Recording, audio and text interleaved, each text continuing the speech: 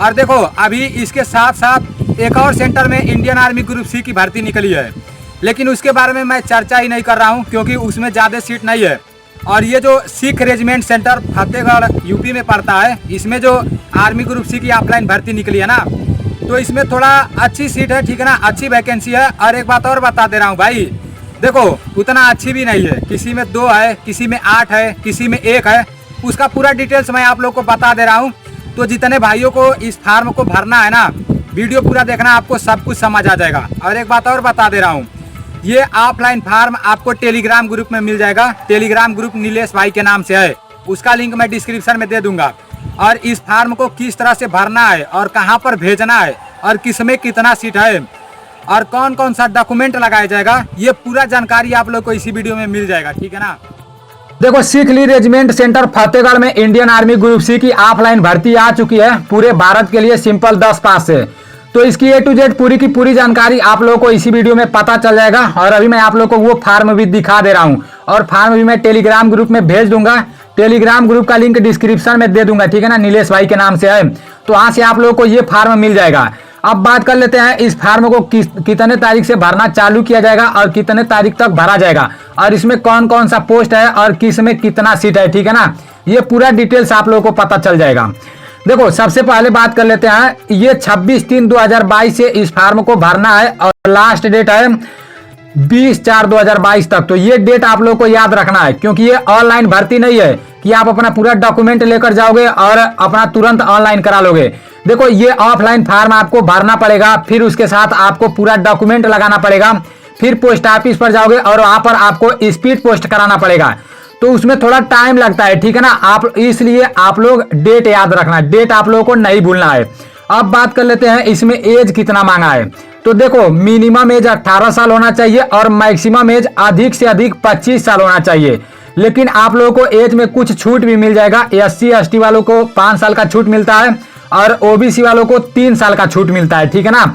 अब बात कर लेते हैं इसमें सिख ली रेजिमेंट सेंटर में मतलब कौन कौन सा पोस्ट है और कितना पोस्ट है, ठीक है ना।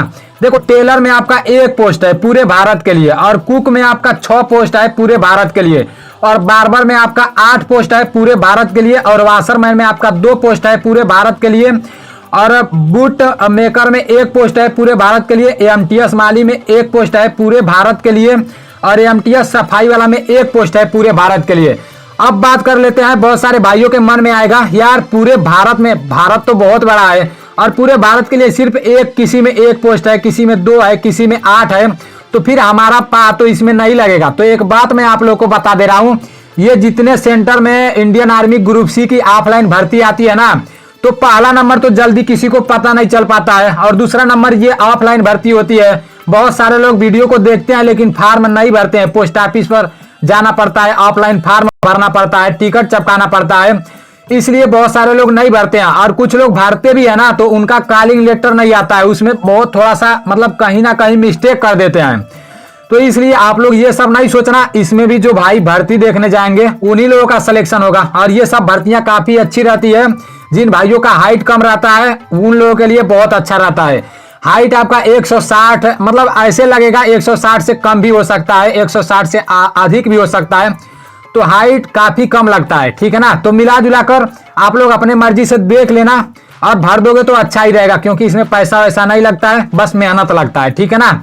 अब बात कर लेते हैं जैसे किसमें आप भर रहे हो तो जैसे क्या क्या चाहिए। मान लो आप ट्रेलर में भर रहे हो तो मैं ऊपर बताया हूँ टेलर में कितना सीट है। अब इसमें आपका 10 पास होना चाहिए, ठीक है ना, और एक्सपीरियंस मांगा है टेलर का, ठीक है।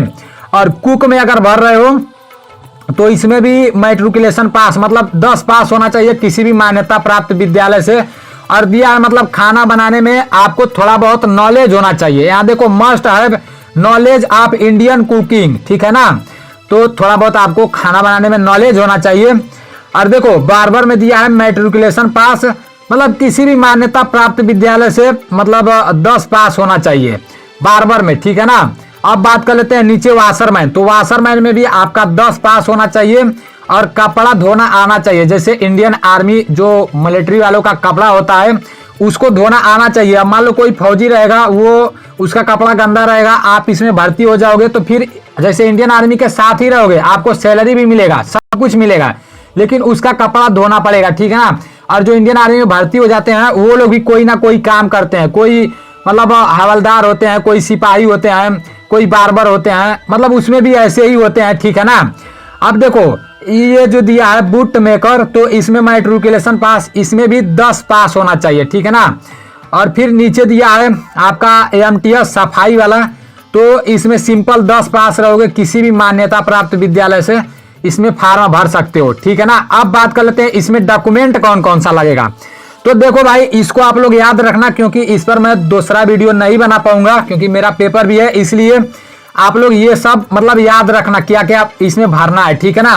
देखो आपको 2 जैसे फोटो लगाना है, ठीक है, 2 फोटो लगाना है।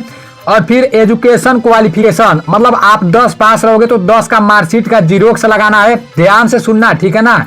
और आपका तीसरा है बर्थ सर्टिफिकेट, तो ये हाई स्कूल के मार्कशीट से ही हो जाता है। और चौथा है डोमिसाइल सर्टिफिकेट, डोमिसाइल सर्टिफिकेट आप लोग लगा देना, निवास प्रमाण पत्र और कास्ट सर्टिफिकेट है, जात प्रमाण पत्र, ठीक है ना, इसको भी आप लोग को लगा देना है। अब बात आ जाती है जैसे 2 लिफाफा आपको लेना है, जिस तरह ऑफलाइन फार्म भरा जाता है, ऑफलाइन फार्म अभी मैं आप लोगों को दिखा दे रहा हूं और वो फार्म टेलीग्राम ग्रुप में भेज दूंगा। तो दोनों फार्म आप जैसे लिफाफा ले लेना, ठीक है, और इसमें छोटे वाले लिफाफे में 25 रुपए का आपको टिकट चिपकाना है, ठीक है ना। ये इसका फुल नोटिफिकेशन है और नोटिफिकेशन के साथ साथ इसी में नीचे इसका फार्म भी दे दिया है, उसको मैं आप लोगों को दिखा रहा हूं। देखो आप लोगों को कंफ्यूजन में पड़ने की जरूरत नहीं है, यहां से आप लोगों को निकलवाना है इसका प्रिंट आउट और इसको अच्छी तरीके से भरना है। और पता है देखो यार, यहां तक भरना और इसको आप लोगों को छोड़ देना है।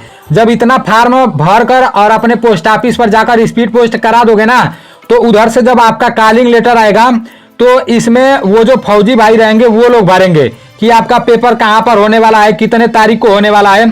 तो इसको आप लोगों को छोड़ देना है। और पता है इसमें क्या भरना है, देखो यार, जिस तरह से ऑफलाइन फार्म भरा जाता है ना, वैसे ही मतलब आप लोगों को भरना है। जैसे पोस्ट अप्लाइड फार्म, आप किस पोस्ट के लिए मतलब फार्म भरना चाहते हो वो इसमें लिख देना है। और नेम ऑफ द कैंडिडेट, आपको अपना नाम लिखना है बड़े लेटर में, और यहाँ अपने माता जी का नाम लिखना है बड़े लेटर में, और आपका डेट ऑफ बर्थ लिखना है बड़े लेटर में। जैसे वो तो मतलब किसी तरह हो सकता है। और हाई स्कूल के मार्कशीट का जीरोक्स भी लगाना है, ठीक है ना। और 5वां नंबर पर दिया है आपका डेट ऑफ बर्थ कितना है, तो वो आपको लिखना है, ठीक है ना। और 6वां नंबर पर आपका एड्रेस लिखना है, जहां पर आपका कॉलिंग लेटर आएगा वहां का एड्रेस, ठीक है ना। और 7वां नंबर पर आपका परमानेंट एड्रेस, तो सेम एड्रेस लिख दोगे तभी भी कोई दिक्कत नहीं होगा, ठीक है ना। और 8वां नंबर पर आप मतलब किस कास्ट से हो, जनरल हो, ओबीसी हो, एससी हो, एसटी हो, तो वो आपको लिखना है। और 9 नंबर पर जो है एजुकेशन क्वालिफिकेशन, मतलब आप कितने तक पढ़े हो वो लिखना है, ठीक है ना। और अगर आपके पास दूसरा कोई जैसे ITI की हो या मतलब टेक्निकल ट्रेनिंग का कोई सर्टिफिकेट है, कोई एक्सपीरियंस सर्टिफिकेट है, तो 10वां में लगाना है, और नहीं है तो नो लिख देना, ठीक है ना। और 11वां नंबर में है ये मतलब स्पोर्ट सर्टिफिकेट है, मतलब जैसे स्पोर्ट का जैसे अदर कोई सर्टिफिकेट है तो उसको लगाओ, अगर एक्स सर्विस मैन हो तो लगाओ, अगर नहीं है तो नहीं लगाओ, ठीक है ना।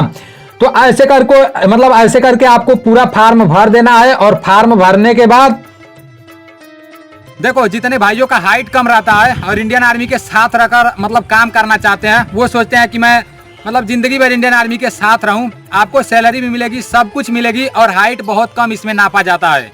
तो आप लोग इस पर ज्यादा फोकस नहीं करना कि यार मतलब किसी किसी में 1 सीट है, किसी किसी में 2 सीट है और किसी में 8 सीट है, वो भी पूरे भारत के लिए, तो पता नहीं मेरा सिलेक्शन होगा कि नहीं। वहाँ तो हजारों लाखों जाएंगे।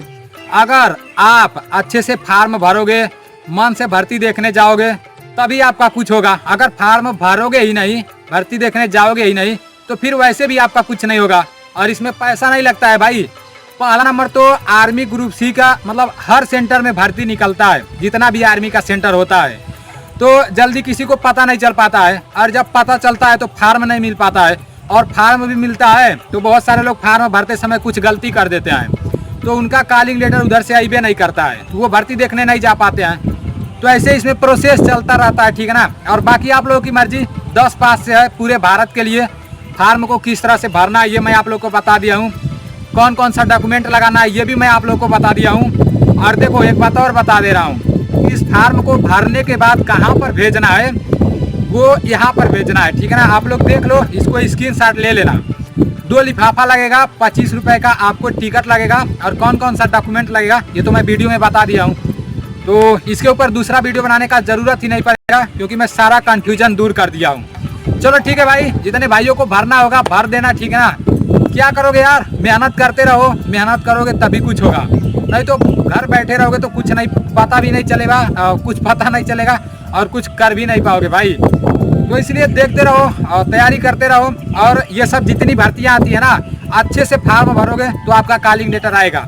जिस तरह 41 या FAD का आया था, थोड़ा सा भी मिस्टेक करोगे तो आपका कॉलिंग लेटर नहीं आएगा क्योंकि 1-2 भर्ती रहती है इसमें और बहुत सारा वहाँ फार्म चला जाता है, पता चलता है, जिसको भी पता चलेगा वो भर देगा।